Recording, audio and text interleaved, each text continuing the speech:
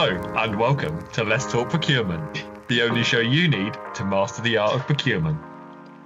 Let's go. Welcome, Nick. We've ambushed you again. Yeah, I know. It's second time this has happened. We were saying that, Luke 1, that guy, was saying that we ambushed you last time and we made incriminating tapes of you, and then you still come back for more. I know. The word tapes, by the way, sounds weird. It does. It was purely audio, can we say? Audio can still be bad. Look, thank you, listeners, for joining. This is a great episode today. This is actually one that one of the listeners has inspired, and we thought we'd summon in Nick, the NIC, and we'll get into Nick in a short while. So, with me as always is Luke 10. He's got new glasses on, and I've got a nickname for them. I call them the Dharma 5000s because they look like Jeffrey Dahmer specials. There's a little insight to Luke there for you. And of course, I'm Luke 1, the host with the most, and today we're joined by Nick, who is a very close personal friend of ours, shall we say, and he comes from a dynasty of procurement professionals. So it goes up. It's not just his dad; it's his granddad, it's his great granddad, it's his great granddad. Yeah, and his brother, and it's a family you don't mess with in the procurement world, to be fair. So. Yeah. Welcome. Let's just do a quick shout out to our socials. Luke, do you want to do that? Seeing as that's your... Yeah. So our Instagram, Nick. Actually, do you know what our Instagram is, Nick? I actually don't. Wow. You don't even follow us, you bastard. Okay. So Nick's gonna follow let's_talk_procurement on Instagram. We also have a text us function in the description of the episode. And you can email us. Our email address is 2lukes1sip@gmail.com. That's a number 2. Nick put me off there. Number 2, Luke's plural. Number 2, Luke's plural. Number 1, CIP@gmail.com. And on that email address, we received an email from Kareem. So Kareem said, "Great podcast, Luke's Oracles of Procurement. One recommendation I have is how to approach CIPS multiple choice exams. I really appreciate an episode before my last few level 4 exams, LM4, 5, 6 and 7. So can I just break that down a little bit? First of all, he said last few, and then he says about 15 different modules. So I think let's just say, Kareem, I think you're just starting, mate. But that's all right. We appreciate the reach on with this. And also, calling us the Oracles. I think some might take that as an offence because Oracle are like the worst company in the world to work with. But, we are blessed to have your message, and we're very appreciative. So thank you for getting in touch. And on a serious note, we are delivering for you today with some insights to multiple choice exams, especially for you, Kareem, but also for our other listeners out there going through this rough time with CIPS at the moment. Which brings us on to El Gesto. Yes, it does indeed. And for you, Nick, we have 3 quick-fire questions. Yeah. So we know your name. We know that you work in procurement. The first related question is to get to know you a little bit. If you could only have one meal for the rest of your life, what would it be? Oh, it would definitely be a Fino pizza from Nando's. I could eat that with mac and cheese and peri salted chips. I know, controversial, so many carbohydrates, but I could literally, after I eat that, I can literally eat it again. Don't ask me what spice I have on it, because I don't go for that spicy. But lemon, definitely. But I could eat that again and again. After I've eaten it, I can eat it again. It's so tasty. I can't recommend it. Well. Yeah, breakfast, lunch, and dinner. I think that's a good breakfast. That's going to set you. I mean, you're going to fall back asleep straight away, but after it will set you up for the day. Nice. Yeah. Great. So next question is, how many penguins could you take in a fight if you got 1 million per penguin? What, 1 million? What do you mean, 1 million per penguin? You get £1 million for every penguin you beat, but you've got to fight them all at once. What species of penguin is it? Ooh, questioning the questioner. Well, I need to know species if it's 1 million a penguin.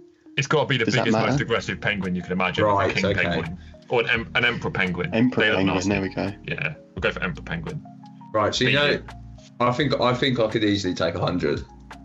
I'm not the gorilla in this scenario. I could easily. I'm like the gorilla to humans. I could easily face 100 penguins, I reckon. What would be your Even on their strategy? territory. What would be my strategy? Yeah, bearing in mind it is on their territory as well. Oh, is it on their territory? What, we're in the snow? Bit of water, bit of ice, bit of snow, yeah. Oh yeah, I'll probably about 5 then if it's that condition. If that's the condition, It makes that much difference. if it's on home turf, easily 100, I think. Because they're gonna tire out easily. They're not gonna, easily 100. But if it's with ice, I'm breaking through that ice. I am too heavy, unfortunately. I think what do they do though? They can't punch, can they? A penguin can't punch, so I guess They can bite, surely. Yeah, they can nibble at you. they'll just peck you to death. So Nick's just ruined any chance he has of sympathy with the listeners after beating up 100 penguins. It's better than what he was beating up on the episode we didn't publish. Yeah. So next question, last question as well. What's the future of procurement in one word? 3 very related questions there. Future procurement in one word. Or one phrase. One phrase? Whatever you want. Matata. One something. I can't think of a saying, but I think it's exciting and challenging at the same time. I'd say. I think in terms of the whole AI piece, it's exciting to learn, new risks that we can have as a business in terms of looking at suppliers that supply AI, and it's challenging at the same time about how to accept those risks and move forward with it. So I think exciting and challenging at the same time. I don't know what phrase you could I'm sure there's a saying that you could have with that, but it's not coming to mind.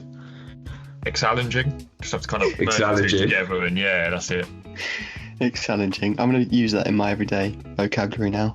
So, Nick, I don't know if you're aware, right, but one of the things we do with Luke 10 is we guide the listeners through his journey of the CIPS assignment route. Right. And we actually unveil his results live on episodes, and we kind of give some insights to. And don't get me wrong, like every time we are both bricking it, because I'm like, what do we do if he fails? Like, do we just end the Next one will be a episode? fail. Yeah. Yeah, do we end the episode? Do we just like that's the end of the podcast? Who knows? But obviously he's doing the assignment route, and we know that you're steamrolling through the, I guess the exam routes. I think it's fair to say. What have you done so far? Should we recap on that? Yeah, so what I've done, so I started off with level 3. They were all multiple choice exams, and now I've just finished my last level 4 written exam, and I've done all the multiple choice ones. I did have a look. I did average out all my scores, and I have averaged out 90% across all Jesus. multiple choice exams. So Wow. I'm definitely the guy to small to. But yes, it's been challenging as well. Sure. Averaging 90. Yeah, it's been challenging. I think you're doing too much there. A lot. That's what I've said. A lot of work has gone into it. Very proud of it. But that's where I'm currently at. So just taking July off as I needed a break. But hopefully, maybe pick up the CIPS again September, November. Just as an aside, what made you start with level 3? So it was at my old job. So I think it was my first foray into procurement, and my manager suggested that I take on level 3 first before level 4. And I think the requirements now for level 4 is that you have to have 2 years of experience or complete level 3. So I think he was heavily suggesting to start on with level 3. Okay. Would you advise that to someone in the same position, as in relatively new? It depends, really. It depends, because the thing is, there are 5 modules in level 3, and there's 5 exam blocks throughout a year. So it depends on your experience within procurement. And if you want to get ahead and progress quite quickly in procurement, and if you're starting out, I'd recommend see if you can bunch a couple together and do it like that. However, if you're doing one exam at a time and you've already built up a little bit of experience, you might as well wait until you can start level 4. I'd recommend that instead. But it's completely dependent on the person, because as well, a lot of the content is expanded on in level 4 anyway. So you're not really losing out, but I don't know how much you're gaining at the same time, because I think when you look at requirements when you apply for jobs and stuff, a lot of the places say minimum level 4 required, or just working towards MSIPs. So yeah, it really depends on you as an individual. Are the level 3 exams the same time, number of questions and format as the level 4 ones? No, completely different. In terms of questions, there's more questions per exam in the level 3, which is quite interesting. I think there's 10 more.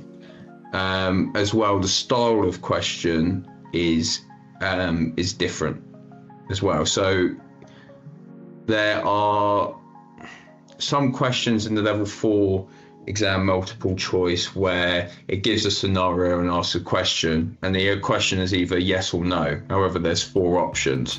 So there's 2 explanations against the yeses, 2 explanations against the no's, and then you have to pick the best, no, or the correct reasoning. That is absent in level 3. And as well, I believe, if I'm recalling correctly, the other question that's also style of question that's also absent in level 3 is that it asks a question and it has multiple answers, and then the options are 2 and 3 only, 1 or 4 only. I believe that is also absent in the level 3 exams as well. So I think there's 2 styles of questions that are absent, and level 4 gives more. There's a lot more context behind the asking of a question as well. Yeah, you'll find that as you go to level 5 and 6 as well, it goes up and it goes up another level. Yeah. You might get, I don't know if you have it in level 4, but you get like a case study for multiple choice scenario, and then you get a question underneath with some options, and then you get like another couple of questions based on the same scenario. So they start building in things like that. But I think that's a good point. So from memory, is it an hour and a half to do the exam for a multiple choice at level 4? Yeah, I believe so. Yeah. And that was very questions, right? Yeah, 60. Level 3 was actually over 70 questions, and I think you get a little bit longer. Wow. Yeah. So 90 minutes. So I found at the time, and I'm guessing you're going to say the same thing, that I found 90 minutes was quite generous for 60 questions. Quite often found that I'd get through a lot of them and then come back and have enough time to go over them again, sort of thing. But just going over the types of questions, and then we'll go into sort of tips for Kareem and anyone else listening who are sitting those multiple choice exams, because you've got an hour and a half. The pass mark's 70%. And you've got the objective response questions, which is the whole thing. It's just normally you just pick one answer from the list. So basically, which one's the correct answer out of these 4? The ones you alluded to, Nick, where you've got more than one answer potentially. So it might be like, D and E are correct, or A and B are correct, or whatever. You then get matching drag and drop. So I don't know if you've had that yet. So I believe that's no longer a part of the exams anymore. So I think as well, if you look at old sample papers that CIPS used to produce, it used to be that drag and drop or select from a drop down list where you fill a word in a sentence. That's no longer part of the exams anymore.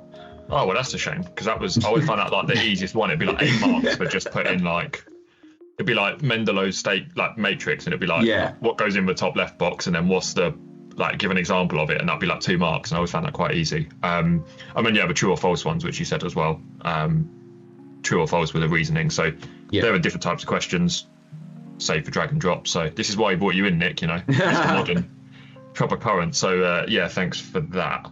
I believe you can still do exam centre sittings, but you can also do online. I'm so old school that I was doing them in centres for the first sort of, I think, level 4 and 5, and then they were just during COVID just kind of learning about the online stuff, and I would definitely recommend the multiple choice ones, doing them online at home in a comfortable environment. Yeah, I've done both, and I would, if you can do it at home, do it at home, because I used to go to this exam centre, which I think a lot of the exam centres have now shut down. They have, yeah.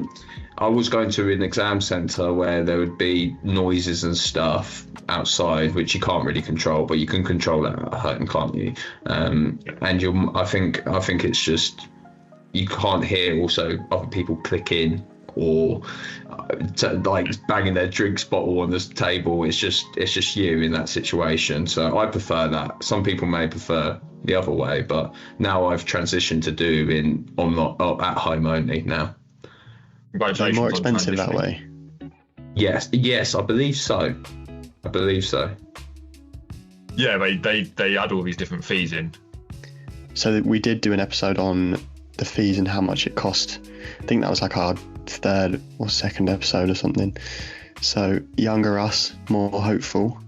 We had dreams back then about how CIPS could be. So what would you say? So you've obviously done quite well in your. Is that 94% for all of them, or objective response specifically? So that 90% is just for the multiple choice exams that I quoted earlier. The written exam I got 62%, and I'm waiting the result on the second written one. Nice. Okay. So what would you say has been your strategies for success? Like, how have you been able to do so well in the multiple choice ones? I think to be honest, I had a reflection of this before I came on, and I think it's the knowledge of the theories. It's really because, for example, Porter's 5 forces almost comes up in every topic. Whole life asset management comes up in almost every exam. Mendelow's, like Luke said, Mendelow's matrix, the Kraujdrick matrix, all these different procurement theories on how to conduct a procurement function, or manage your stakeholders, or how to assess a supplier. Like you got Carter's 10 C's. A lot of those come up frequently. Even the Steepled, Tim Woods, they come up again and again, and it's using those theories across multiple exams. For example, like whole life asset management, there's a whole exam, a whole exam dedicated to that. But if you take whole life asset management and bring that over to supplier relationship management, that managing costs throughout a whole purchase of an asset, if you take that to supply relationship management, well, you're not going to use that for a transactional supplier, right? But you may think about it when you use it for a supplier that you have a more strategic relationship with. And again, like how do you also reduce the cost of the having an asset over a time period is maybe early supplier involvement, and it's just using and bringing everything together across different contexts. That's how I believe I've been able to answer the questions well. That makes sense, and it sounds a little bit like the essay route, in terms of you learn something in one context and you've got to work out how it applies in another context, really. How do you kind of do something specific in terms of like note taking or revision, like mind maps or something like that? What do you do in that respect? So I'm completely self-learning, so I use Procurement Study Buddy. I use those YouTube videos, although those videos are based off the old syllabus, and I believe she's only released one based off the new syllabus. But what I do is I have my book open whilst I listen to her and just highlight bits of information, and if anything that seems new or anything that's been missed in those videos, I also go over and highlight those and just summarize the key points, really. Revising the definitions that they have on the side in the textbooks has also been a massive help, because you need to know the key terms when they come up in the exam, and and like I said before, like the context surrounding that definition in that particular topic. So that's what I've been doing, and when I cover each topic, I just go through those notes again and again, and then I do practice exams with Daniel Do. I use Daniel Do on Udemy, and he goes over what's in the new syllabus and what's in the old syllabus. I use my brother's account to access Daniel Do's practice exams. Yeah, I used to do them as well. Yeah, my brother didn't pass many of those, but he passed all of his level 4 exams. So they're harder. They are harder, and I found out I was getting around 70% per each exam. So, or I did fail the odd one. So I wouldn't get too discouraged if someone does those exams on Udemy and then fails, because they are harder. But the explanations under each answer are a great help to identify what you may have missed. And as well, I believe CIPS now produce 10 sample exam questions as well per exam. So yeah, that's kind of how I prepare for an exam.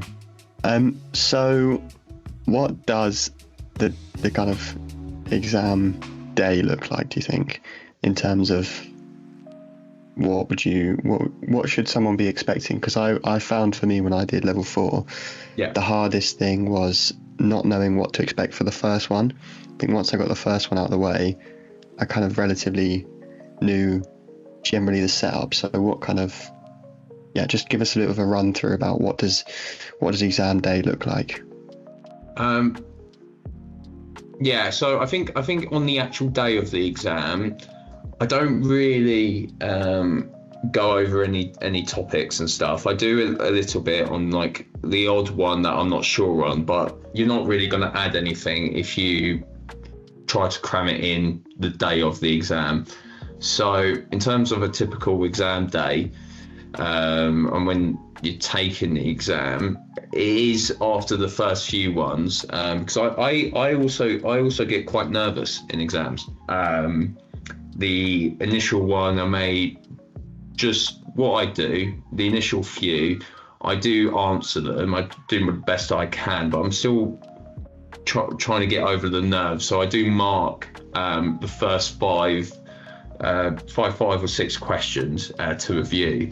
But when I answer a few more moving forward, I do get a bit of confidence, and I do settle into exams. So I wouldn't worry if like the first few questions you may not have answered to the best of your ability, because you can always go back and review those. So I do struggle with nerves, but once I answer them, and sometimes you may find that an answer to a question may help you with a previous question, or even the context of a question may help you with jogging your memory in terms of answering a previous question that you've done. So if the first few aren't really going your way, I wouldn't be too concerned. And as well, if the first few don't go your way, the pass mark is 70%, so you can get a few wrong. Yeah. So don't over focus on, I'm really unsure about this question, and overthink yourself.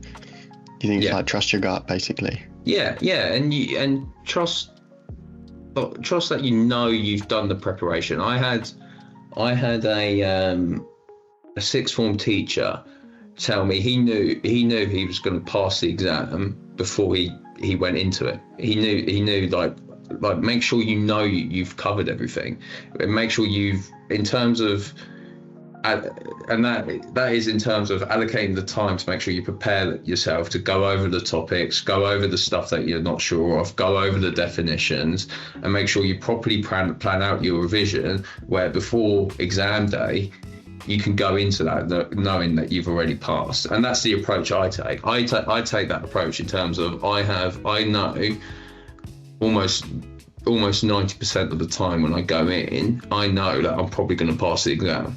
And you've done enough work for it. Yeah, you've done enough work. You've put in the effort, and you can take. I take that principle to many things. In terms of, you've done the work for it. You can trust yourself. Nice. No, I like that. That's a good approach to have, and something I should definitely do for my my final assignment. We'll see if that happens in practice. Yeah. So. I guess the last kind of thing that I wanted to talk about was, you've spoken about how you've done level 3 and level 4. What are your plans for? Are you going to do the next levels? Are you going to stay where you are? Are you going to do assignment route? What are you thinking? Yeah, so I think I am just focused on relaxing. Nice. I've done it's level 5 is 5 exams, level 4 is 8. So I've done 13 exams without a break. So it is getting to the point where mentally, when I'm revising, I just wasn't 100% there. I was still there, as I've got pretty good marks, but even in my last essay one, I was like, I just want a bit more time for myself. It is difficult, CIPS, juggling your work life, your day-to-day life, and adding the exams on. So I'm just focusing on relaxing at the moment. I think, like I said earlier, I might pick up level 5 in the later in the year. But the thing is, like, I know I am good at these kind of exams. I am not particularly good at the written stuff, unfortunately. So I might just stick it out with the exam route. I will probably look at the assignment route as well and see, like that 10,000 word essay you talked to me about scares the crap out of me. I'm just not, unfortunately, I am good with my words. However, it's not my strongest point. So I'll see how I get on, really. No, for sure. I think that's a good approach to have, isn't it? You've got to play to your strengths ultimately, and it sounds like that's what you're doing. Yeah. Nice. Was there any sort of summary points or final things you wanted to say? I think ultimately, when you approach an exam, whatever it is, multiple choice, assignment route, you got to do what's best for you at the end of the day. Although I've given advice, and I'm sure you guys will as well, you yeah, it's up to the individual at the end of the day. Like, I do self-learning. That might not suit someone. You do the assignment route. It doesn't suit me. I think just do what suits you and prepare yourself well. And that's all I would say. Nice. You should get that on a t-shirt. Brilliant. Well, yeah. Right. Thanks for being a great guest.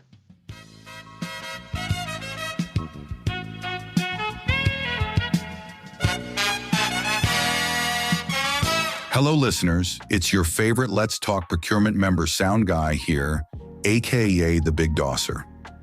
Unfortunately, the outro for this episode has been misplaced. This is probably Luke 10's fault, let's be honest. So I am here to pick up the pieces of this so-called professional operation as usual. Thank you all for listening to today's episode. We hope you found it useful in your procurement journeys, and we hope it gave you a smile. Please feel free to drop us a cheeky 5-star review on the platform you are listening to us on. And please, can you all ask the 2 Lukes to let me out of the editing dungeon? It's been 2 years. Please help me.